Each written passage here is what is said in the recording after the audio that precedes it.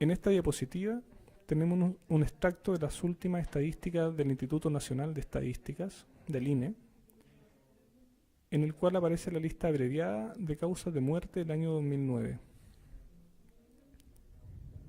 Aquí se evidencia las causas de intoxicación accidental. Esto quiere decir sobredosis accidentales e intoxicaciones sin una connotación de intento de suicidio, siendo estas 324 de un total de 8.000 pacientes. Pero la cifra aumenta cuando vemos las lesiones autoinfligidas, que son intentos suicidas, los cuales también involucran a las intoxicaciones farmacológicas.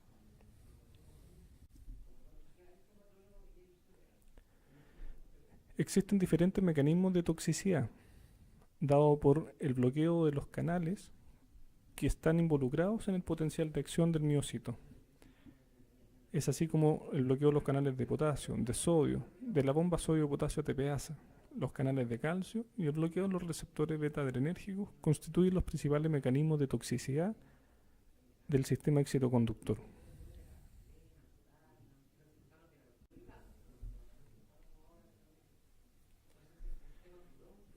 Para comprender los mecanismos de toxicidad y para comprender las alteraciones electrocardiográficas ocasionadas por ciertos fármacos, es importante el poder comprender bien cuáles son los movimientos iónicos del potencial de acción. Trataremos de dar una explicación simplificada. En la fase 4 hay un pequeño flujo de sodio hacia el intracelular hasta llegar a un potencial de más o menos 90 milivolts. Una vez alcanzado este umbral, se gatilla la depolarización, donde hay una abertura de los canales de sodio con un gran flujo de sodio del extracelular al intracelular. Esta es la fase de depolarización, fase 0, y que explica el QRS. El pic se ve visto con una salida de potasio al extracelular y la fase de plató con un influjo de calcio. Ahora lo importante es la repolarización, la cual está comandada principalmente por el flujo de potasio desde el intracelular al extracelular y que en el electrocardiograma se traduce como la onda T. Si pensamos en los diferentes mecanismos de toxicidad, el bloqueo de los canales de sodio va a dar un QRS más ancho y el bloqueo del flujo de potasio va a dar una onda T más prolongada con un intervalo QT largo, siendo estas causas importantes de gatillo de arritmias ventriculares.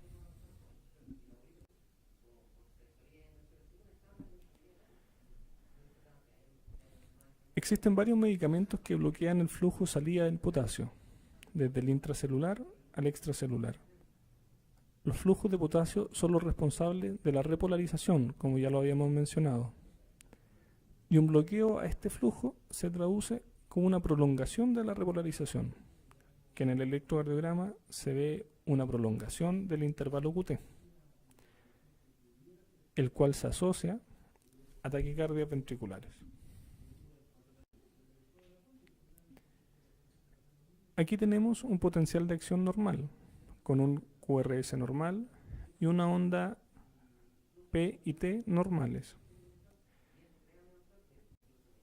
Si tengo un fármaco que bloquea el flujo de los canales de potasio, el potencial de acción se va a ver retardado debido al retraso de la repolarización, y esto con una prolongación de la onda T y del intervalo QT. Si continúa prolongándose, lo que va a generar es una repolarización más retardada en que puede haber un complejo prematuro, es decir, un fenómeno de R sobre T que gatille una taquicardia ventricular. Entonces tenemos mecanismos que bloquean los canales, se aumenta la duración del potencial de acción se tiene una repolarización más heterogénea. A nivel electrocardiográfico se prolonga el QT y esto da una torsión de puntas, que es una taquicardia ventricular polimorfa, la cual degenera en fibrilación ventricular.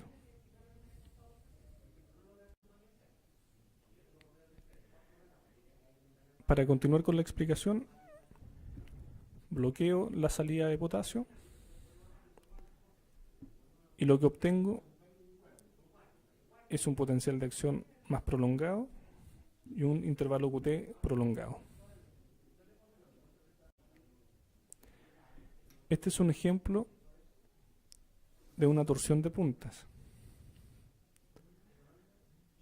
Se alcanzan a ver dos complejos normales al comienzo, en el cual, siguiendo al primer complejo, se observa una extrasístole, un complejo prematuro. Son estos los que, al realizar un fenómeno de R sobre T, van a gatillar una torsión de puntas. El intervalo QT es una variable que se modifica con la frecuencia cardíaca del paciente y que tiene valores distintos si es hombre o mujer. En las mujeres se considera normal hasta 460 milisegundos de QT corregido y en el hombre hasta 440. El riesgo de un QT largo está dado no solo por el medicamento involucrado y su concentración, sino que también por eventuales alteraciones electrolíticas y el sexo de los pacientes. La asociación de QT largo y bradicardia puede desencadenar una torsión de puntas. Para corregir el QT, se debe medir desde el inicio de la onda Q hasta el final de la onda T. Y para corregirlo por la frecuencia cardíaca, se debe dividir este intervalo QT por la raíz cuadrada del intervalo RR.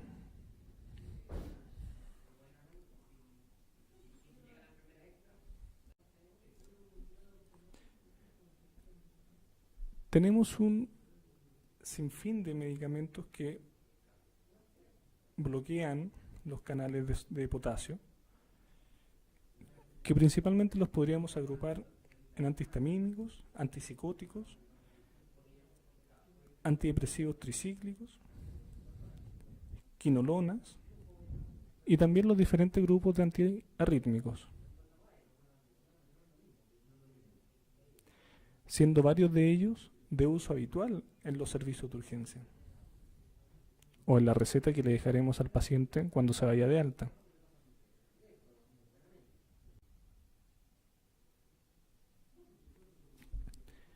El manejo de la presencia del QT largo en intoxicaciones farmacológicas será con sulfato de magnesio y en el caso de presentar una arritmia ventricular, el tratamiento será eléctrico, es decir, desfibrilación y reanimación según los protocolos de la AJA. Aquí se trata de una desfibrilación, no de una cardioversión, que por definición es sincronizada. Si tratamos de sincronizar una torsión de puntas, nunca podremos llegar a desfibrilarlo. Entonces lo que hay que hacer es desfibrilar, no sincronizar.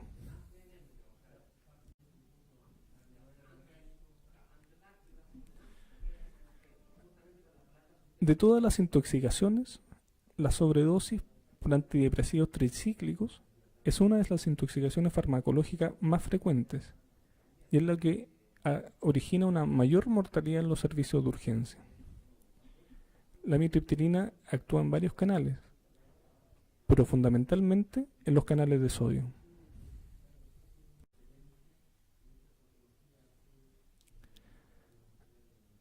La activación del potencial de acción depende de los flujos de varios iones y el bloqueo de los canales de sodio altera el ciclo, ensanchando el QRS. Aquí podemos observar, por ejemplo, que en el electrocardiograma se ensancha el QRS, producto que al tener bloqueados los canales de sodio en la fase 0, la depolarización será mucho más lenta, Si tengo menos canales disponibles, la entrada de sodio será más lenta a la célula. Y si es más lenta, voy a tener un potencial de acción más prolongado en la fase 0. Y esto se traduce en el electrocardiograma como una prolongación del QRS, un ensanchamiento del QRS.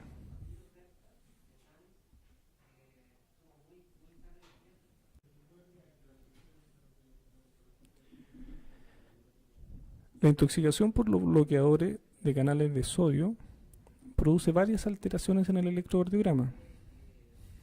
En este podemos evidenciar una taquicardia de complejo ancho. Taquicardias ventriculares también se pueden ver. Y en ocasiones resulta bastante difícil poder diferenciar de una taquicardia supraventricular de una taquicardia ventricular. Existe una ausencia de onda P, que tiene como efecto en el electrocardiograma la intoxicación por los bloqueadores de canales de sodio, como si uno tomara el electrocardiograma y lo empezara a estirar. Al empezar a estirarlo, puede tener un ensanchamiento del QRS, un aplanamiento de la onda P. Y si sigo estirándolo, voy a tener una onda más sinusoidal. E incluso puede llegar a la sistolía, la intoxicación por antidepresivos tricíclicos u otros bloqueadores de los canales de sodio.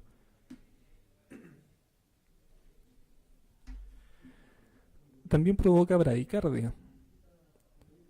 El bloqueo de los canales de sodio puede afectar las células marcapaso. Y al afectar a las células marcapaso, la depolarización es más lenta de las células marcapaso, lo que se traduce en bradicardias.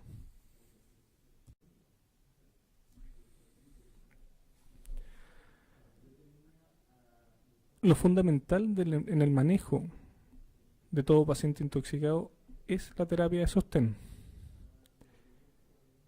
Las alteraciones del ritmo deben ser manejadas inicialmente con bicarbonato de sodio. Como agente de segunda línea se podría usar la lidocaína y de tercera línea el bretilio, el cual no está disponible en Chile. También existe literatura que apoya el uso de sodio hipertónico, que tiene bastante lógica. Al aportar sodio en altas cantidades, en altas concentraciones, tendremos una mayor disponibilidad, por lo cual deberíamos tener una mayor entrada de sodio al intracelular. El bicarbonato se podría administrar en bolos de 1 miliequivalente por kilo o bien en infusión continua. Y se deben tener controles seriados de pH. Las arritmias que sean inestables van a requerir cardioversión sincronizada o desfibrilación según corresponda, si está en paro cardiorrespiratorio el paciente. Están contraindicados para el tratamiento de arritmias por intoxicaciones por tricíclicos todos los antiarrítmicos clase 1A, 1C y clase 3.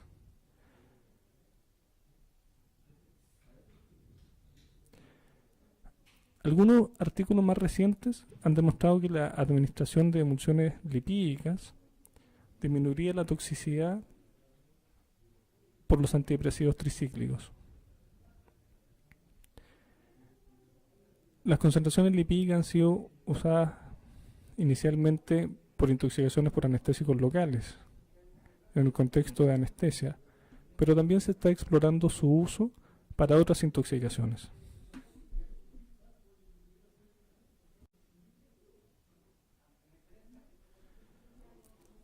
Los glucósidos cardíacos inhiben el transporte activo de sodio-potasio a través de la inhibición de la sodio-potasio ATPasa. Esto resulta en un aumento del potasio extracelular y un aumento del sodio intracelular.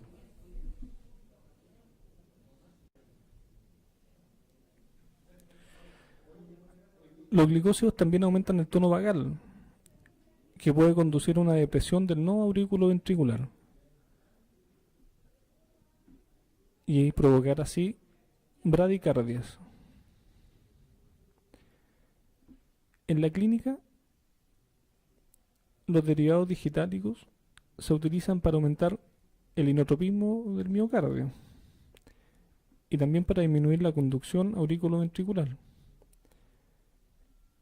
Estas acciones sin embargo pueden dar lugar a importantes alteraciones a nivel del ritmo y a nivel del inotropismo en las intoxicaciones por digitálicos.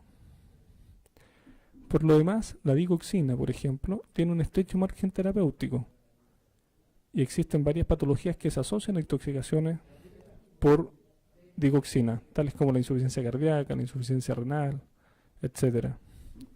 Por lo cual en estos pacientes son en los que más tendremos que tener un alto índice de sospecha. Las arritmias más frecuentes en la intoxicación por digitálicos son las bradiarritmias y las taquiarritmias supraventriculares.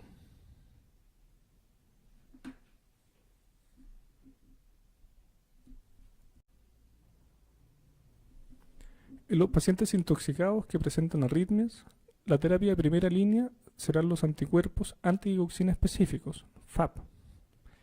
Sin embargo, estos no están disponibles en todos los escenarios. El tono vagal se puede mejorar con atropina y en caso de no responder se puede utilizar un marcapaso transitorio. En caso de arritmias, el antiarrítmico de elección será la fenitoína, que aumenta el umbral de la fibrilación ventricular y mejora la conducción a través del nodo. A nivel primario, el manejo de estos pacientes deberá ser terapia de sostén, eventualmente en caso de bradiarritmias, uso de marcapaso, y en caso de taquiarritmias, fenitoína.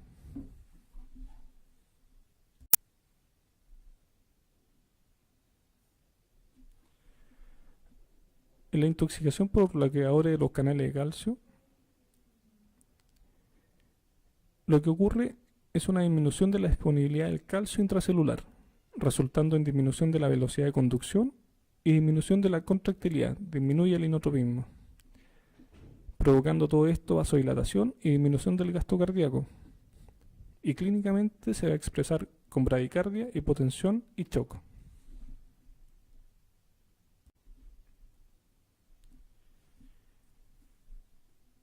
Este electrocardiograma corresponde al de un paciente intoxicado por bloqueador de canal de calcio.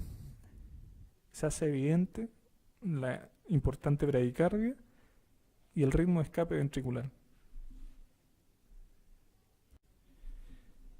El manejo de los pacientes intoxicados con bloqueadores de canales de calcio es fundamentalmente muy dinámico. Se debe tratar al paciente y no el fármaco.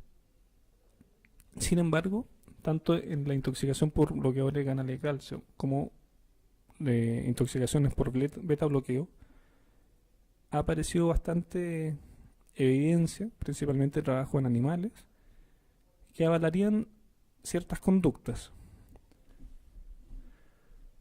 Por ejemplo, el calcio actuaría en forma competitiva en los receptores y en teoría mejoraría el inotropismo y en menor medida la conducción eléctrica. El calcio lo tenemos disponible tanto en gluconato de calcio como en cloruro de calcio, teniendo este último mayor dosis de miliequivalente.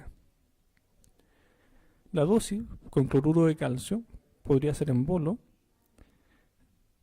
0,2 ml por kilo, repetidos cada 5 o 10 minutos, y una infusión continua de 1,5 ml kilo hora, titulable, según los efectos hemodinámicos que tengamos. El bicarbonato, por su parte, si bien está escrito principalmente para las intoxicaciones por bloqueadores de canales de sodio, también tendría un rol en la intoxicación por beta bloqueo y por bloqueadores de canales de calcio.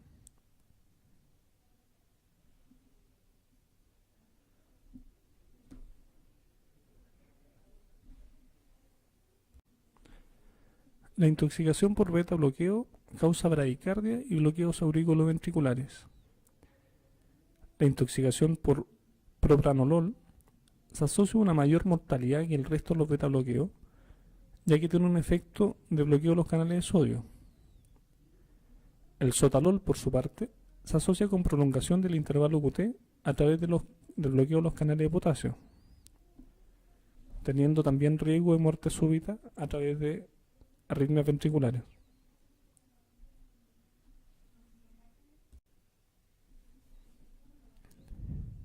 En esta intoxicación, el manejo no es distinto del resto, en el sentido que lo fundamental es el manejo hemodinámico. Aquí el glucagón tendría un rol por su efecto inótropo y cronótropo positivo, con una dosis inicial recomendable de 50 a 150 gamas por kilo, aplicable para un paciente de 70 kilos de 10 miligramos. El glucagón es un fármaco que se encuentra restringido en el sentido que no está disponible en todos los servicios de urgencia y viene en una presentación de 1 miligramo. Cuando uno revisa la literatura de intoxicaciones por beta bloqueo y bloqueador de canales de calcio, se encuentra con varios reportes de casos con trabajo en animales y que las dosis que usan, sobre todo la literatura norteamericana, son dosis bastante elevadas, mucho más elevadas a lo que uno está acostumbrado. Si pensamos que el glucagón viene en dosis de 1 miligramo y acá proponen una dosis inicial de 10 miligramos. Por otra parte, la insulina también tendría efectos favorables a nivel de ninotropismo. Y aquí sí que se usan dosis grandes, según la literatura norteamericana, con infusiones de 0,1 a 2,5 unidades kilo hora y con bolos iniciales de 1 unidad kilo hora.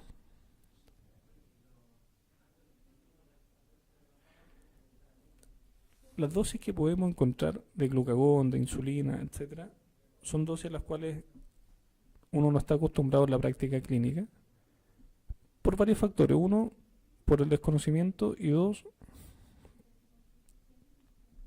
porque las intoxicaciones graves por estos fármacos no son tan frecuentes y uno como médico está poco expuesto.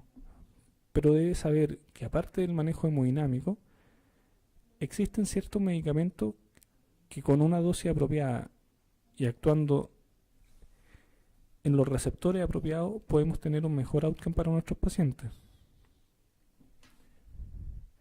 Los vasoactivos, tanto en las intoxicaciones por beta bloqueo como por bloqueo de canales de calcio, tienen un rol dada la hipotensión y el shock que conllevan estas intoxicaciones. Insisto, finalmente lo fundamental es el manejo hemodinámico, manejo del shock y manejo de las bradiarritmias o taquiarritmias.